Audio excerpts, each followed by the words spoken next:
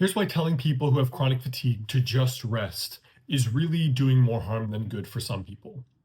I have some patients in my practice who have Lyme disease, autoimmune disease, diagnosed chronic fatigue syndrome. And a lot of the time they'll come to me and they say they're very hard on themselves because people will say, well, if you're tired, why don't you just rest? Their boss is saying, just go home, take it easy today, Kelsey. I don't know what, just rest and you'll feel better. And someone else with Lyme disease says, my Mhm. spouse is saying, why don't you just take it easy?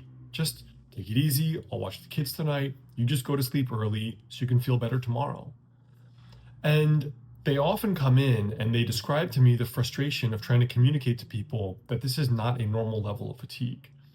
This isn't just the normal level of fatigue where you can just rest it off. You just stop drinking coffee for a week or two and you feel better, or you do an elimination diet and the blood sugar effect helps you feel better. It's not that kind of fatigue.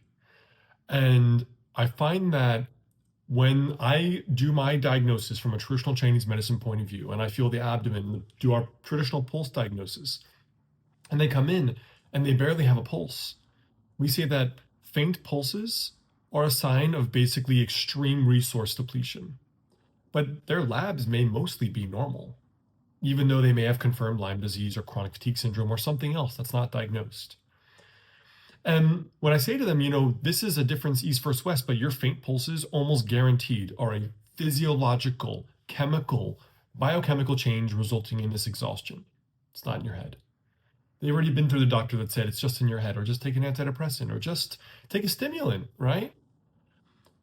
And when I feel their pulse and I say you basically have no pulse, and in traditional Chinese medicine, this is strongly correlated with chronic fatigue, extreme fatigue, the kind of fatigue that does not get better with rest.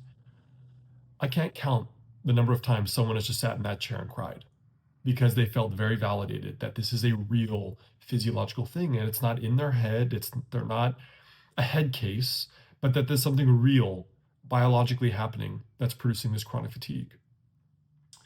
So for some people, the fatigue is not something that gets better with rest. It doesn't get better by changing diet. It doesn't get better by just taking it easy.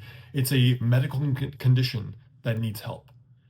And I think sometimes telling someone who seems utterly exhausted just to take it easy and rest does a lot more harm than good.